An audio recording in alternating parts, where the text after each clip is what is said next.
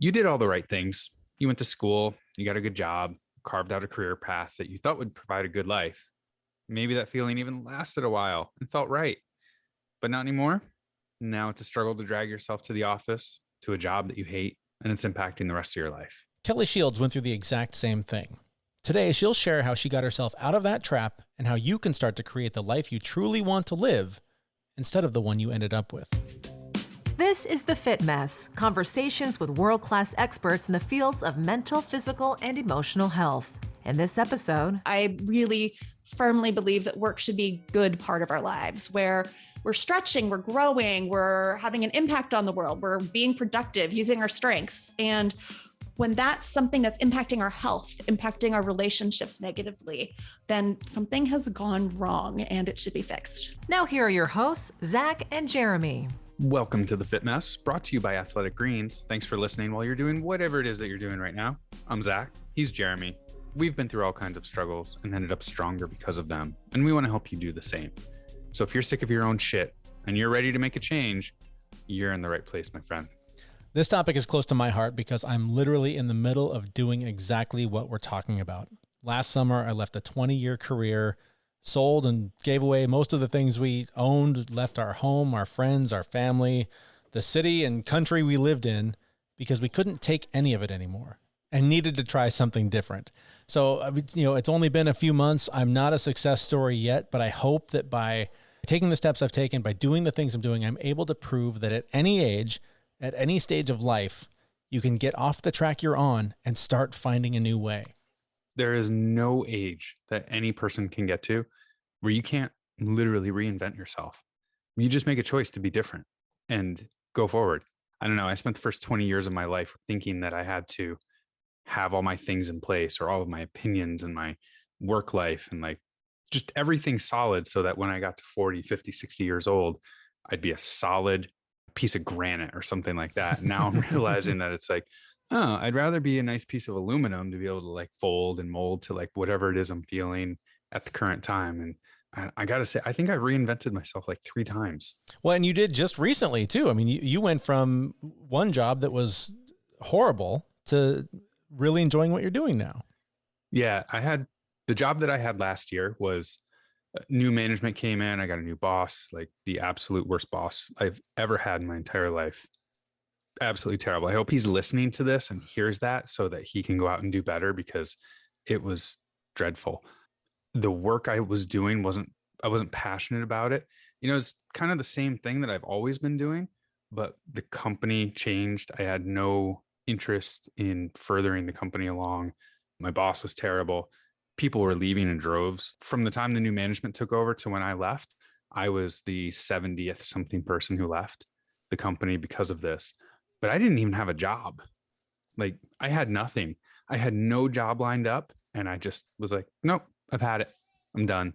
And had a conversation with the CEO and was like, I can't work here anymore. And he was disappointed, but he understood that that's the direction I needed to go. And I walked away from my job without having anything lined up. It was the best decision I ever made because my dream job like landed in my lap 2 weeks later. And I did something similar. I left a career that I'd been in for 20 years and I had some part-time work that I sort of carried with me. And that's helped build a bridge to what I'm trying to do on the other side of all of this.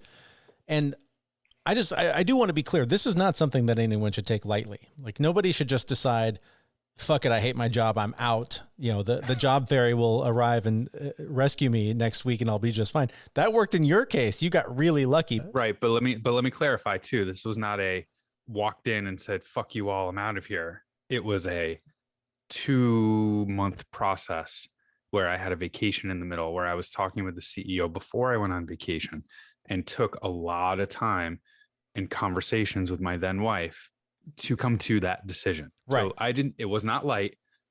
I didn't do it overnight. I had things in the works for a new job. Yeah. And I was on interviews but I had nothing guaranteed because I knew that I was going to leave it. And it just got so bad that I was like, you know what? I know I'm going to have another job at some point. Yeah. I'm going to leave before I have that guaranteed, which most people don't do. Well, and you had enough of a cushion just because of the industry you're in and the things you've done in your life that you were going to be okay one way or another. My point is there are plenty of people listening to this right now going, oh yeah, well, fuck it. I'm going to quit my job and everything's just going to work out. Do put some planning into it. Do put some effort into the bridge that's going to get you where you're going to go. That's one tip that we're going to get from our guest, Kelley Shields, in just a few minutes. Before we get to the interview, though, we want to tell you about a great way that you can go after goals like leaving that shitty job that you hate. Pretty soon, we're going to be launching a brand new mastermind program. We're calling it the Fit Mess Method. It's group coaching. It's support for a small group of people that want to collaborate and help each other grow. We would love to meet with you and find out how we can help you pursue those goals that have been just out of reach for too long. You can find a link to learn more on our website, thefitmess.com. All right. So while you're thinking about whether or not you want to join the mastermind, and you totally should, let's get into the interview. Our guest today is Kelley Shields. She's a former attorney who left that life behind and started coaching others to unlock meaningful, enjoyable careers. You, like a lot of people, played by the rules, had the job, you were on the course to do all the things you're supposed to do, but something just didn't seem quite right with all of that. Absolutely. I truly believed graduating from college, going into law school, that hey, I'd always been good at school, so law school was a natural extension. And yeah, I'm just going to be able to go into whatever career I thought sounded good, and it was all going to work out. That's what I'd been working so hard in school for. Oh, and then like 2/3 of the way through law school, I got my first actual attorney job for the summer and realized, oh, wow, I hate this. Which is not a pleasant realization to have when you're, getting close to 6 figures in debt at that point. Jeez. Yes. But so, that became a big part of my decision to stick with being a lawyer. And then after a little while, I just didn't know what else I could do. And I worked really hard to get into jobs that at least I wasn't going to be working crazy hours. But, it kept impacting my health. First, pretty early on, I developed depression, and then, eventually that got treated, that got a little bit more stable. And I kept saying, oh, I need to make this job work. Like, it's a good job. I should just make it work. And then, other health issues started showing up. So I started getting chronic fatigue and insomnia and brain fog, and finally started working with a functional medicine doctor. And we did all sorts of work, but she asked this question really early on that eventually I realized, oh, she was really wise to ask that. And she asked, what about your work stress? And she phrased it, I live in the DC area. So she mentioned that she sees so many people who are stressed at work, who work all the time, and they just burn out. And my reaction was, well, I have a 9-to-5 job. I can't possibly be, burning out. Like I don't have that kind of work stress. And I didn't realize that, it's really, it can be very damaging to your health to be working 60, 70, 80 hours a week. It can be just as damaging to your health if you are working more of a standard job, but it's a poor fit for you. And that's a lot of what has driven, why I care about the work I do and helping people move into careers that actually do fit them and actually help them thrive. It's because the spillover effects into the rest of your life when you're in a poor fit career are just really significant. Your story is really similar to mine, except for the law school part. I was nowhere near qualified for that. But I left my career in commercial radio and news radio. I did that for 20 years. And the doctor that I had before I moved, every time I went in to see him for a checkup or whatever, he would say, did you quit that horrible job yet? That toxic job is killing you. You need to get out of that job. And it was just awesome to have a doctor that was so tapped into how painful this can be for people. But at the same time, I think a lot of people would hear this or hear a story like mine. Like, you left a career to go play podcaster in Canada. Like, are you crazy? Like, isn't work supposed to be hard? Isn't it supposed to be stressful? Aren't we supposed to put in 40, 50 hours a week and do that for 40 years? And then maybe if we're lucky, enjoy our life for 5 or 6 years at the end? I'm so glad you're asking that. That is one of my favorite questions to respond to, because sure, I'm not going to be here and sit here and say, oh, work should always be like rainbows and unicorns and you never have to work hard and there's never any stress or never anything that's difficult. Let's be realistic. Like, work involves work, no matter how much you love your job, but there's just a difference. Man, when you are chronically stressed, when you are in, and there's research to back this up, that even if you are somebody who, let's say you are an extrovert, you thrive on interaction with people, there are studies showing that if you're in a job where you're sitting by yourself in an office all day, you're much more prone to burnout. It's a significant risk factor. There's research showing that even if your values conflict with your company's values, that can be something that is a risk factor for burnout.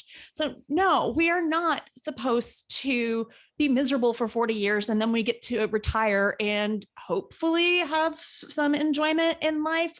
We should be looking for and creating lives that allow us to work and have work be a good part of our lives now. That's kind of what I'm most passionate about. I really firmly believe that work should be a good part of our lives, where we're stretching, we're growing, we're having an impact on the world, we're being productive, using our strengths. And when that's something that's impacting our health, impacting our relationships negatively, then something has gone wrong and it should be fixed. Yeah. You and I are not unique in this situation, dealing with depression and all of the things that come along with it. And I know you work with a bunch of clients that have gone down this road. Talk to me about the health impacts that you've seen firsthand from people that just keep showing up for that job that is just killing them.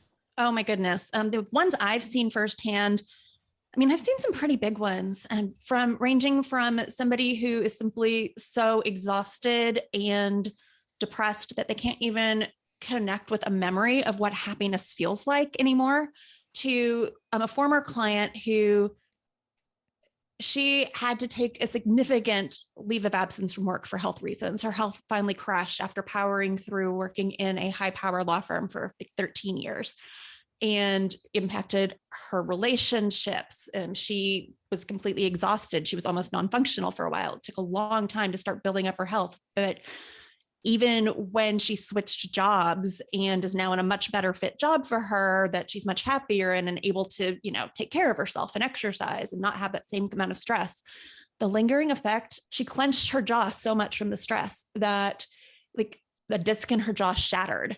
And she just recently finally had to have surgery to remove all of that. And the doctor said that he'd never seen a case that bad apart from a car accident. And it's just from job stress. That's crazy. Yeah. Is it primarily like I hate using the word high performers because I don't want to discount the people that are doing the real hard work.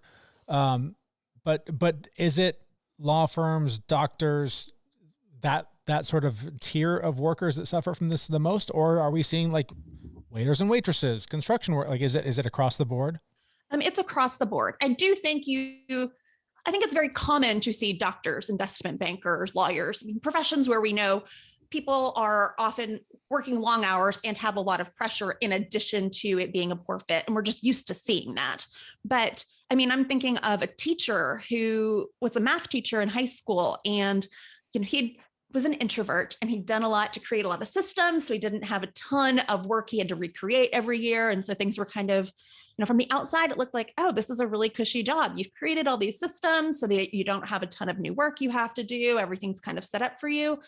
But it was killing him because, the energy that was required for him to show up as a strong introvert every day in the classroom and to work with parents and just the ways he had to show up, it was a terrible fit for him. And so it's really can be in any kind of role. So let's start clawing our way out of this thing. Mm-hmm. I know a number of people that feel stuck in that job. They work so much that they don't have time to apply for another job, let alone like research and see what's even out there.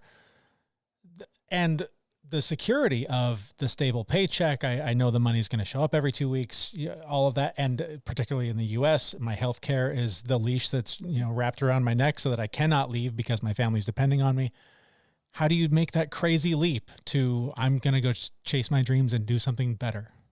I 100% feel for everyone who is in this position because I've been there and I know it's scary. And I am not someone who is going to advocate that you just say, okay, this is not good. I'm walking out the door and don't have a plan. That's probably not going to work for most people. So we don't want to do that.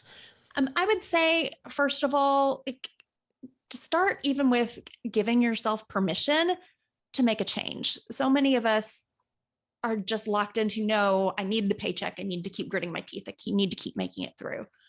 Second, I would say get help with that, because you want to make a smart move that's risk managed, and you want to move into a direction that's actually going to be good for you. That means taking into account, looking at what motivates you, what you value, what your actual energizing strengths are, not the things you do well that, you don't like doing, but the things that you can do well that you actually would like to spend your days doing and feel more energized after doing. So look at what you need for your personality, and like what kind of a work environment and team and office setup and boss that you need in order to thrive. Let's look at, potentially what you're interested in, so that you're not getting bore out, for example, which is the opposite of overwork, the kind of underwork and just really not interested in what you're doing. Yeah, let's look at those lifestyle needs and what kind of a commute is going to work for you. What kind of paid time off? Yes, how many hours are you willing to work? Because some people are fine working 50 plus hours a week, and some people are definitely not. I'm going to say, nobody's asking, but I'm going to say I think 80 is probably too much for anybody. But, but let's look at all of that, and, don't just make a jump. Even you can't just decide all of this in your head. You need to actually start getting some real world data. Once you use all that to develop ideas about what might work for you, you need to start, figuring out, okay, what do these ideas for jobs look like in the real world? That's something, for example, I didn't do when I went to law school. I thought I had it figured out, but I didn't realize that just because I could enjoy a law school class, for example, or enjoy writing a paper, didn't mean that, I was going to thrive in the environment of a law firm where I'm trapped in an office by myself all day, doing research and writing all alone, day after day after day, which is not how my brain is set up to thrive. And I really do have the sympathy in terms of, I'm on that hamster wheel. I don't have time to stop. I hear you.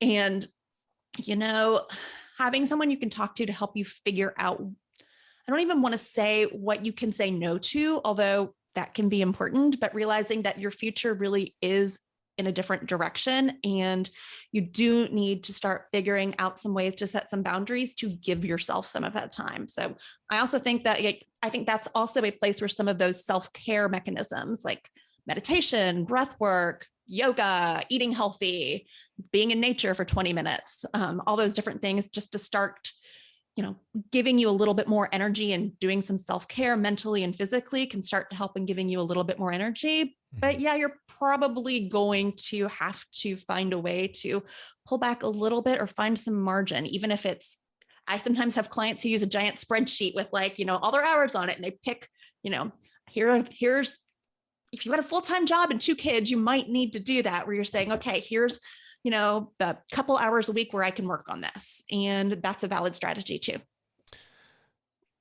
One thing that I would be, just speaking of being cautious about this, I think particularly of like healthcare workers right now, and the lives that they have lived for the last 2.5, 3 years, wherever we're at now. Burnout is a huge part of this. Yeah. And I'm curious if you see cases where people they're just burned out. They just need a break. They don't even necessarily need a new career, change their life, move, they just need a break. How do you know the difference? How can you tell, I need to take a month off or however long you have available versus this is just not my life? I think sometimes when you're that tired and exhausted, and I have been there, and I did have to take a sabbatical to recover my health. I'm actually a huge fan of sabbaticals. So they can be great, and you can do them in a very smart way that sets you up in a good position to, re-enter the workforce. If you're that burned out, you might need the break even to start figuring out whether the problem is, hey, there's been something unusual that's happening. I just need a break. Or, okay, this is actually the career path or job trajectory, and something needs to change. I think COVID is obviously something of a unique circumstance that healthcare workers and teachers, I'll say, have particularly dealt with a lot of incredible stress from, and are burned out and exhausted. I think I wish we could give all of them like a paid month off, just to rest, go to the beach, recover, have some downtime. I think there's a question outside of those kind of extraordinary circumstances, what's causing you to get to that point of burnout. I'm not going to say you need to decide that right away, but you might need to decide, hey, ask the question, what's wrong with this situation? And what's the next thing I need? And if it's a break, that's great. And if that's, actually what I want is just to get into something new and I'm tired, but I think that's going to help me, start feeling better. I mean, that's also great, but I don't think any of us take enough vacation time or get enough breaks in the US. So I always advocate that. Very true. That's something I wish I'd been more tuned into this many years ago when I would go on vacation and I would come back and within an hour, I was like, oh, it's all back. And had I really been dialed into like, that's the effect this is having on me, I probably would have left a lot sooner or made, better plans to start it sooner. In doing the sort of evaluation of what do I want my life to be, comparison can become kind of a double-edged sword where you're looking at, for me, I look at pretty much every friend I have who makes significantly more money than me. They go on all the trips, they do all the things. But at the same time, I look at how hard they work every day and they do the 60, 70 hours and I kind of work when I need to and make it work. So it can be a double-edged sword. What advice do you have for someone who's comparing their life to someone else to figure out if they're living the life they're supposed to be living? You are so right that comes up so much, comes up for me too, even though I've worked with this, but you've probably heard this before, but comparison is the thief of joy. Mm-hmm. And you don't know what is going on in someone else's circumstance. And the truth is that two people can have the same job and have vastly different reactions to it. It actually takes a lot more energy to do a job where it is outside of your energizing, natural, innate strengths than it is for someone who is working in their natural, energizing strengths. I mean, that's just a difference in the reaction to the same job. Same thing could be true for many personality traits. I happen to think introversion, extroversion is the easiest one to discuss there because most of us know that. But if you're being drained just by the environment you're in, or you're not feeding on the energy either of a quiet office, or in my case, having some ambient noise and some people around, that's just a very different experience. I think what really helps is to kind of get clear on, I tend to think of it as your values, but also just what you want for your life. Like, what do you value most? And you can kind of use that to navigate, how am I doing in my career decisions and the way my life is going compared to what I value most and what trajectory I want to stay on. How do you suggest somebody start mapping that out? If they've realized it's not burnout, I'm just done. You've touched on it a little bit, but how can we sort of really map out what do I need to feel fulfilled and to have a job that matters to me, that I care about, that gets me out of bed every day? Where can they start sort of figuring out where to go with that? That's a great question. I certainly have, worksheets I use with clients on those, but just to give listeners some ideas of where to start thinking about these things, start asking yourself questions like, let's think about values and like what I value most, what motivates me. Start thinking about, what have been like the peak moments in my life? What have been the experiences when I've felt most of service showing up in the world and felt most like I have meaning? What do I look around in the world and see what resonates with me in terms of problems that kind of tug at my heartstrings, big or small? But kind of think about those things. And then you can literally go Google lists of values on the internet and start highlighting them. Start seeing if you can find themes going through there. If you can identify, hey, what are some of these values that are most important to me?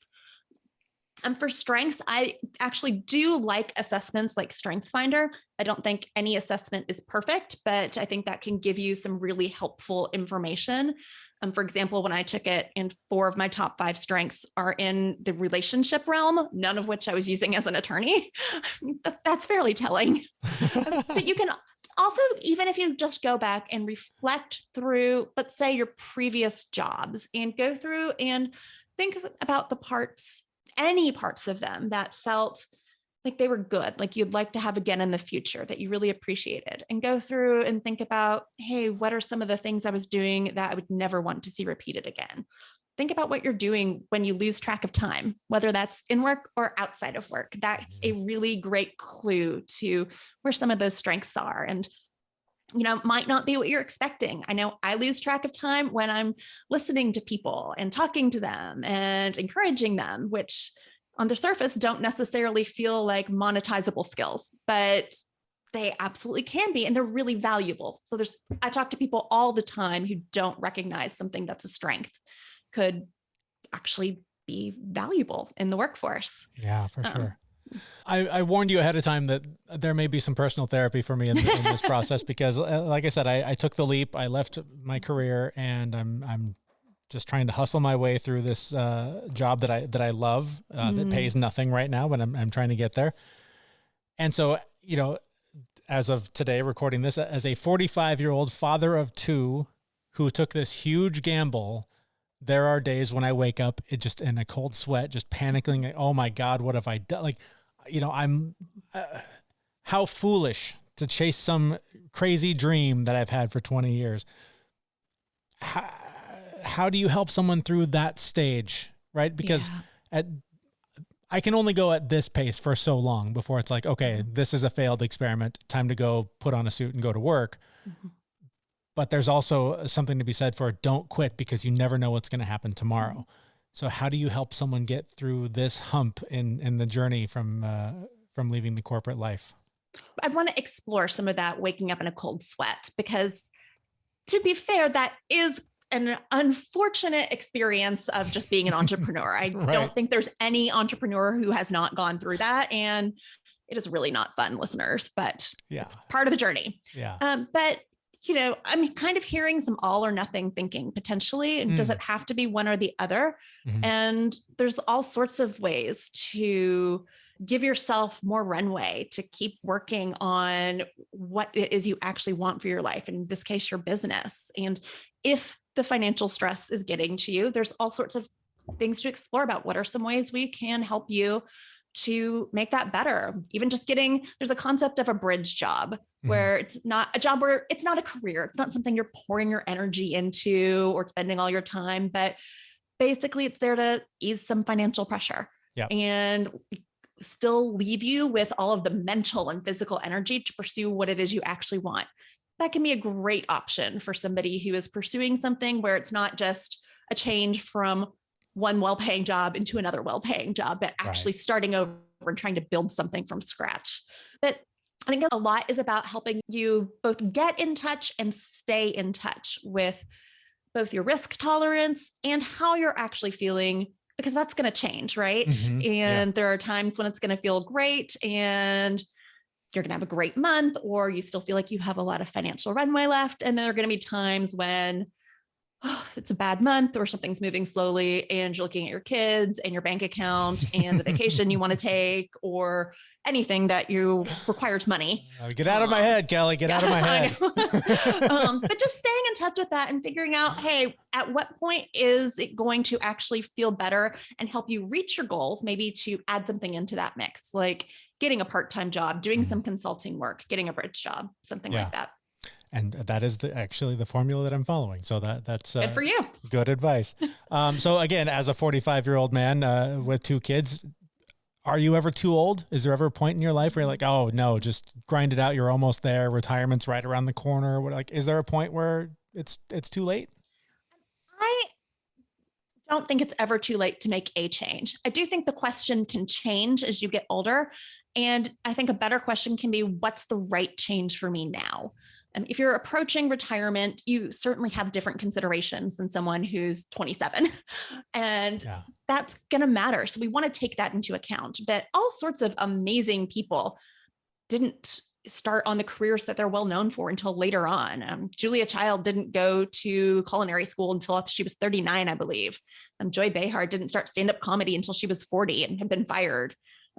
It's just not too late. And even if you have 5 or 10 years until retirement left, just asking the question in a slightly different way, like what change would be right for me? Maybe you don't want to walk away and have a startup at that point, or maybe you don't want to only do that. Maybe you'd want to do that on the side or start laying the groundwork so that when you hit more retirement age, that can really take off and you can enjoy that. But there's always a change that you can find, just tailoring your circumstances and what you need and making sure that the change fits that. Yeah. All right. So I'm in, I want to make a change. I'm ready. What are some really simple, small steps that like literally today I can do to start taking the journey on wherever it's supposed to be on instead of the one that I landed on accidentally? I mean, first of all, good for you. That's fantastic. And I would actually say, first of all, celebrate. I know that might sound strange, but I think celebrating all of these milestones is a really great step.